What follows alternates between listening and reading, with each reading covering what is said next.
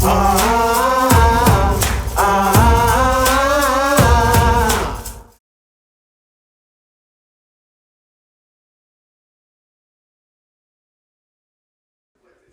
it's fine. Hello, everybody, and thank you for your patience, and welcome to this session on the verification aspects of identity. And a huge thank you to our last panelists. They raised a lot of the issues that our practitioners are going to help us to address, and looking forward to lots of interaction and questions as well around that. My name is Richard Maton from the International RegTech Association.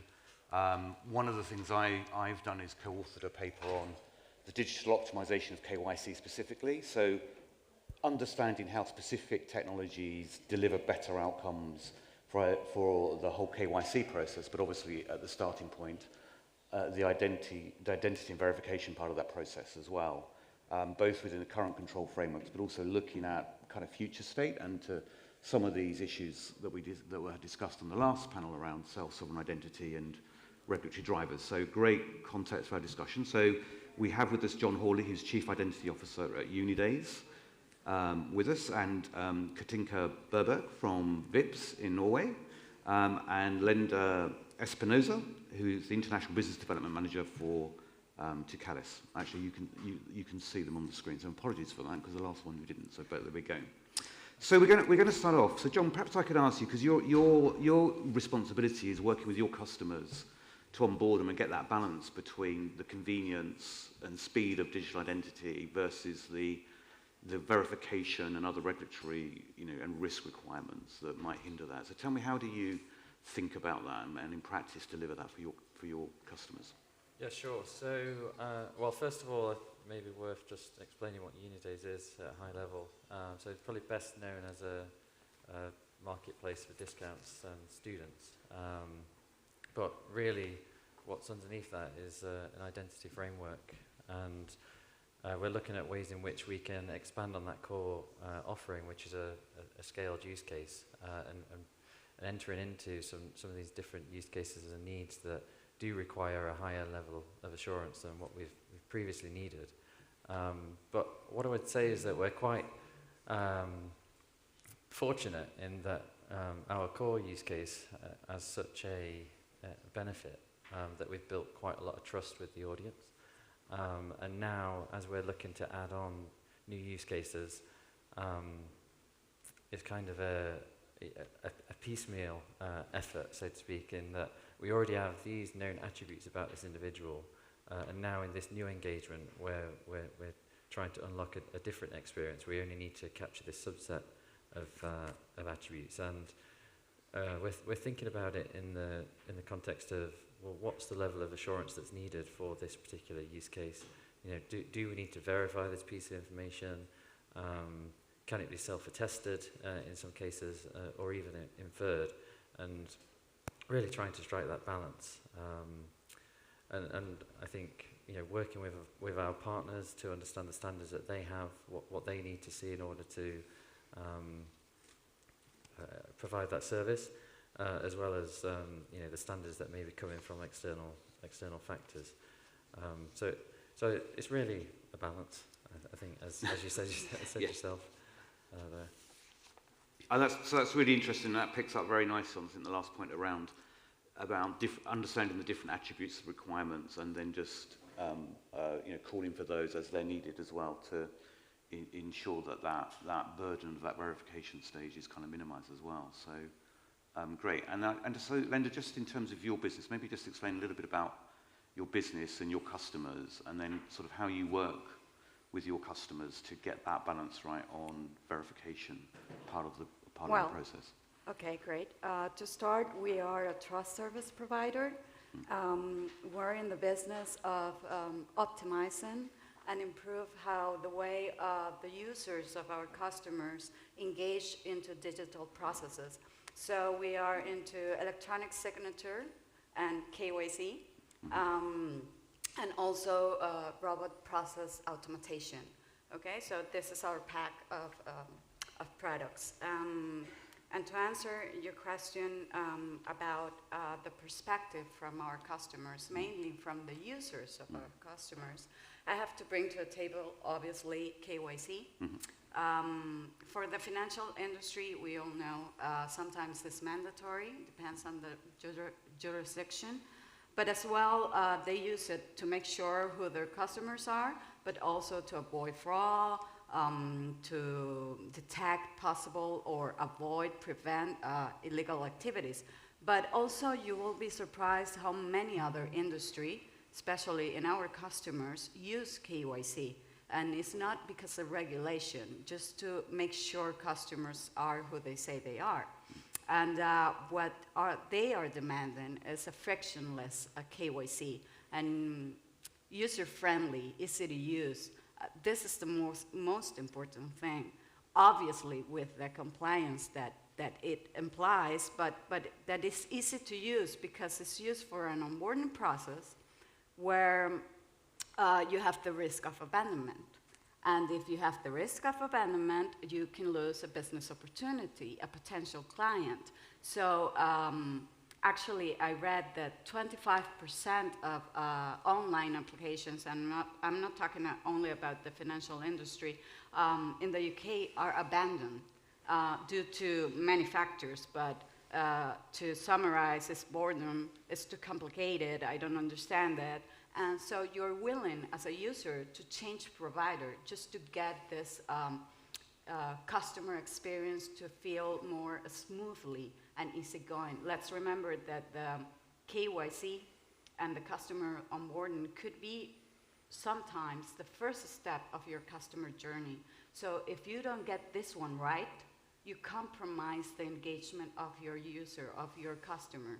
Yeah, absolutely. And do you see those abandonment rates as kind of consistently across your different kind of sectors? So which sectors do you work with? Well, sectors. I talked about different industry. Obviously, the financial industry, I'm talking banks and fintechs, but also you will be surprised, the retail industry is using KYC as well as telecommunications, for example, to validate, verify, and authenticate a customer to a prepaid SIM card, for example. Yep. As well, I will talk about human resources. It's not an industry, it's an area within across the whole industry to hire new employees. So they make sure the employees who they say they are, and as well to recollect all the documentation that implies a human resources hiring a new employee and the signature of the contract for that person. Yeah, absolutely. And so, Katinka, turning to you and what you're doing at VIPS, it'd be fantastic if you could just give us a little bit of context of that, because it's a very exciting initiative of where you started and where you are now. And I think speaks, very well to just the scope and importance of IDV as part of onboarding across lots of different areas of our lives, right? Yes, absolutely. And I mean, it's the same as we've talked about so far as well, but we've, so VIPS has two brands out in the market, and it's VIPS, which is a payment wallet, and also Bank ID, which is the de facto EID in Norway.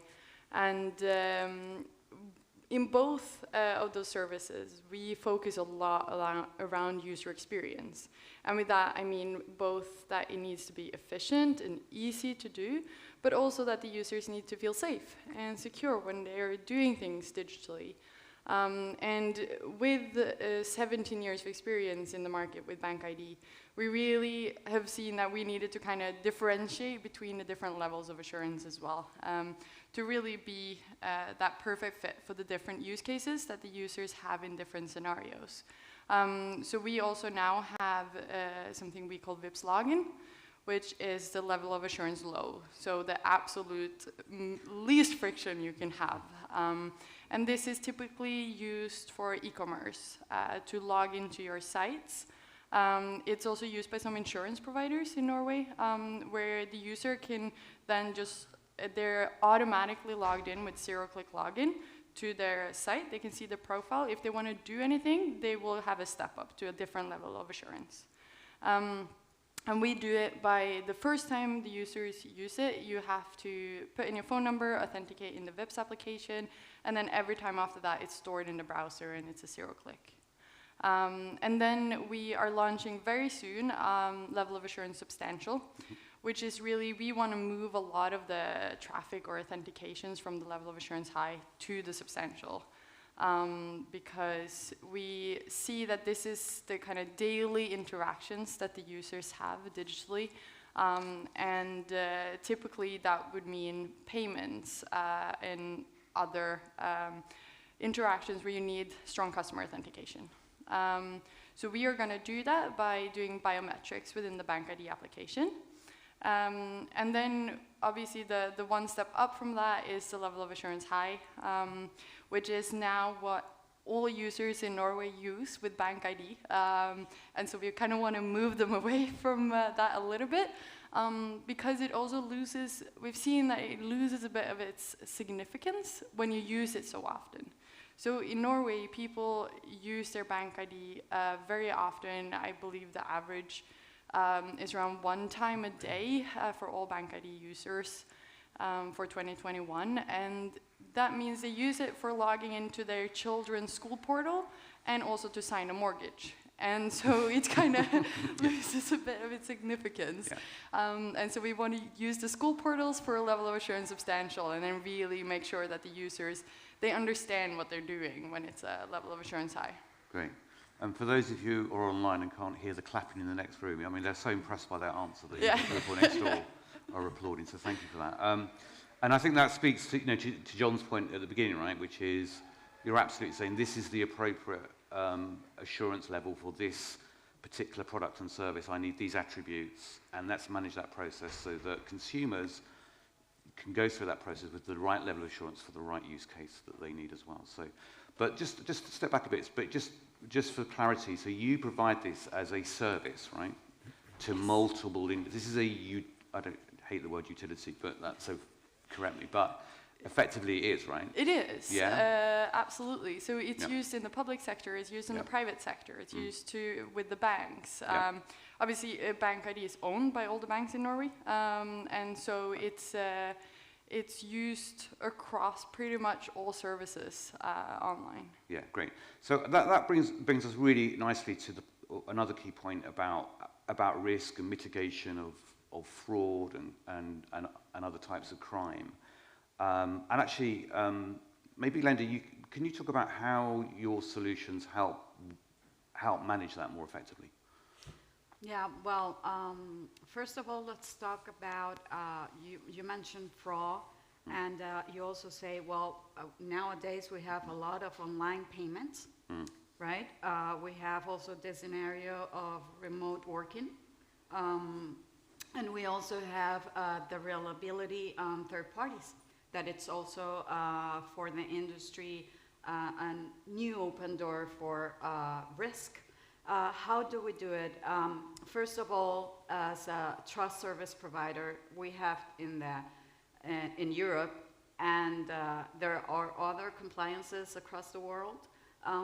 We have the regulations, and we have to have the compliance. And I'm talking a lot of them. There's AML, we have electronic signatures, and there's UNIDAYS, and so on and so on. And from my point of view, these frameworks give us not only the guidance, but for our customers, the confidence that if we have it, then you don't have to think about it. We can offer a product that has all this as a backup, okay, in order to prevent fraud, to avoid, as I said before, illegal activities. We use, obviously, as you said as well, biometrics. We also use machine learning for the user experience, but we focus a lot, besides the compliance, the legal compliance, we also focus a lot on the user experience, because it's about, our solutions are about to find the perfect balance in between both, not compromising the legal aspects that you have to have, but also the user experience. And that's why I always describe it as a puzzle from A to Z, it's kind of modular. Dependent on your scenario or your use case, you can take away a piece of the puzzle and make it even more smoothly. If you have a regulation to be faithful for, then you have all the piece of the puzzles. Mm-hmm. And then, Katinka, on that having the piece of the puzzle, so how do you think the fact that you provide this service through utility to multiple services, does that give you a benefit on kind of behavioral analytics on different data sets that are coming around customers to help provide more effective kind of risk mitigation, and including crime? That's a very interesting question. Bank ID has a bit of a strange setup in that way, because we are owned by the bank, so we don't have necessarily own all the data. However, in VIPS, with the VIPS login, we do have more of the data, and we do absolutely use that to create a better user experience for the e-commerce user flow, for example, where the users have their addresses and the information required, for example, for a really smooth and easy checkout. That's all stored in a VIPS application, and you just go through, authenticate, and it's done. The payment and the details are sent over in one go. Mm-hmm. And we do, obviously, within Bank ID as well, there is a lot of, what can I say, factors that are taken in to ensure very low fraud rates as well. We don't necessarily use it but it is within the product itself. And with that, I think the fraud rate for 2019 was 1,800 euros, or 0.082 basis points with the banks that are using Bank ID. Wow. Right, yes. It's incredible. Wow. Okay, on that shocking statistic, would you like fraud rates like that, John? Well, I won't quote our fraud rates, but I think, it's not always about that P0, that kind of worst thing that can happen. It is a balance of friction and risk, and different companies have different tolerances to that. Whilst obviously for the individual where that is compromised, that's obviously of critical concern. But just picking up on the question you asked there, I think we do actually sit kind of cross geography, cross partner, cross category, and we do see all the data that's running through our systems, and we are able to, I suppose, as a service provider, work with brands to help them, better identify not just fraud, but actually like unusual or undesirable behaviour that, maybe for me as an individual, it's I want to buy 20 pairs of the same item and send them to China, but for the retailer that might not be what they're looking to do. So there's working closely with those service providers and being able to leverage that rich data is really important in building those relationships. Yeah, that's absolutely vital. So those, so I guess maybe it's that combination of typologies and risk appetite that they have around those fundamentally is the approach. Absolutely. Yeah. Okay. That and I think that points nicely, to Katinka's point around, there's a broad range of suppliers, and the ability to exchange and share that data, or at least and typologies around that, and that does bring us to this issue around data privacy, right? And the ability to serve and protect customers. At the same time, including obviously protecting, meeting GDPR regulations on personal identified information. So, how do you think and implement your privacy? Yeah, I think we should always act in the best interest of the consumer, and that a lot of these acts and regulations have been brought in to help with that, but they don't go the full way. So service providers do need to close that gap and make it easier for the customers to protect themselves. So that we very much have I suppose, consumer permission model in that you grant access to certain attributes that we hold on an individual, and it's very transparent in that interaction, what information is being shared, and who with. There's a question still that needs to be addressed, which is like, if I later choose to revoke that, does that cascade all the way down the line? And whilst I've cancelled it with UNIDAYS, have I cancelled it with the third party that I once upon a time was interested in using? And there's still work that needs to be done there to better serve customers. Right, great. What's your view around the best way to get that balance right on the implementation of GDPR, the service, and the risk management? So there's many aspects to that, and it needs to be possible for the users to really revoke that access and delete the data that might be saved many places. With having a system like with Bank ID, you just have that one identity. And so it's just used to authenticate you in the different settings, but they don't have the data. They don't store it there. You have logged in, they know that you are you, and that's it. And so if the users would like to delete their Bank ID, they could. We don't see that happening because people don't really, you can't have a digital life in Norway without it. But that would be the only thing you would need to do, for example.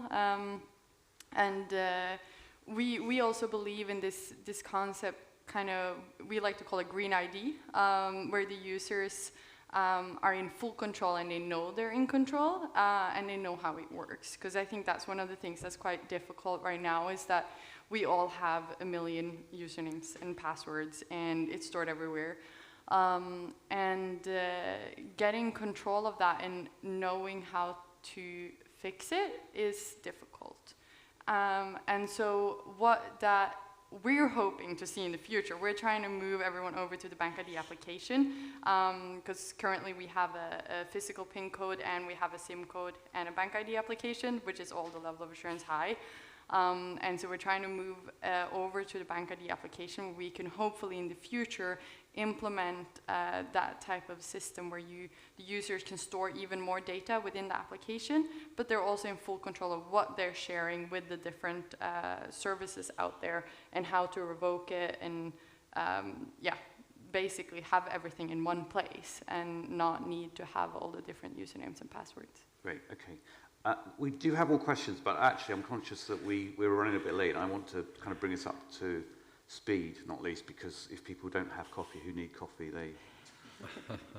we can see I'm starting to shake already. So questions from the audience. It'd be great to hear your perspective. I'm hoping there's practitioners trying to solve these problems out there already who can kind of either comment and obviously we had some great detailed information. Just ask questions about anything that we've covered or things we haven't covered that you think are important. So please go ahead and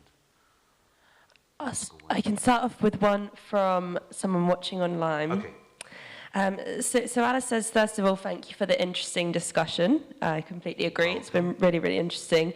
She has a question for Katinka and the panel as well. Katinka, you mentioned that Bank ID with a high level of assurance is being used for logins which don't require such a high level of assurance. You used the example of school portals. But do you see that as a bad thing? If it's not easy to use and universal, why should why should users not use this sort of attribute to log into any system? Is it not a good thing, rather, that there's a higher level of assurance than needed?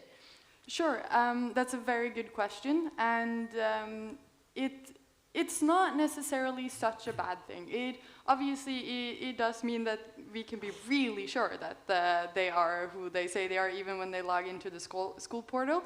But what it does is that it takes away a little bit of the feel that bank ID is really important to keep to yourself. And that is one of the issues that we've had, that people actually share their information of their bank ID with their family. So not necessarily a stranger, but they do share some of maybe their password, or they let them have access to the bank ID application, because it's something you use every day and it just makes life easier if your spouse has access and you can just fix things. But what that also means is that that spouse is able to take a mortgage in your name and do other things that requires level of assurance high. And so that's why we would like to separate it, so that when you do level of assurance substantial, obviously we would prefer if people don't share that either, and that they don't let people have access to that as well. But that means that when you do level of assurance high, which is biometrics plus, or a code plus your password, then you haven't shared that password with anyone. No one else can access that, at least, and it feels like you're doing something that is of greater significance and more importance to keep secure and keep to yourself. Joe, I would be interested in your view on that. From the I was perspective of your just going to customers. say the same, yeah. Well, I think it's a question of, I suppose, education for the consumer. And I suppose when we interact in the digital world, we don't necessarily protect ourselves and our data in the way that we do offline. You wouldn't necessarily let someone walk off with your driver's license or share your social security number freely in the US. Yet we're happy to share our authentication details. So I think, in that account origination process and in subsequent sort of authentication, you need to continue to reinforce the nature of the interaction that you're having, and instill that, I suppose, within the customer's mind, that this is an important transaction that's happening, and you need to be more protective of your data. Any other questions? Great. I have one last question then, which is, we see at a regulatory perspective around UNIDAYS a move towards standardizing, providing standards, right, around the types of assurance and levels of assurance that are required, and to provide interoperability across jurisdictions. I mean, I'm assuming that everyone thinks that's a good thing, and we welcome that. And why is that? Well, as a company that operates in 115 markets, we see the challenges even around simple things like age assurance, ranging from 13 to 21, depending on the product or service you're trying to engage with. That's not easy. And that's from the business perspective, but from a consumer perspective, we don't have geographical boundaries in the way that maybe we once did. I want, I'm demanding. I want what I want when I want it, and I want to do that with whoever. And I need a means that allows me to, prove my identity in this case in order to do so. So I can't be bound by the limitations of technology in enabling what should be a simple interaction. Yeah, and I guess that is one of the key. It's the ability to apply those standards to technology and data, and to automate that, and to make that faster, safer across boundaries. Yeah, absolutely. I actually think it's necessary. Yeah. More than welcome. It's necessary. And I think it's in the benefit for all the stakeholders. I mean, for providers to be aligned into this framework and to offer innovative solutions. For the businesses to reduce costs, because they won't need to tailor a customized solution. They can rely on the cut on the providers who had this, this framework, and for the consumer at the end. Of course, I agree with you, it's about education for the users, for the consumers, but as well to understand that the frameworks and regulations are for their protection as well, not only for the providers or the business, it's for all the stakeholders in the ecosystem. Yeah, I completely agree with that, and I think it's really what we've seen in Norway as well is when the banks have gone together and collaborated on the infrastructure, like what is very necessary to have there in order to actually have a digital society, then everything kind of follows. You have digital identity as the foundation, and then you're able to actually create a digital society on top of that. And like, I think everyone would like to take over the world with an EID, but I don't think that's possible. And so I think there will be EIDs in different countries, but then they need to be interoperable, and they need to be able to speak to each other. And so a Norwegian can come to London and use their bank ID here or wherever it would be. Great. So that is confirmation that VIPS is not taking over the world. Isn't it? Yes. You heard it here. So when they do, remember this way. All right, well, thank you so much, our panelists. Thank you so much for sticking with us through the coffee break as well. And thank you very much for watching online and your questions online as well. So thank you to our audience, and thank you to our panelists.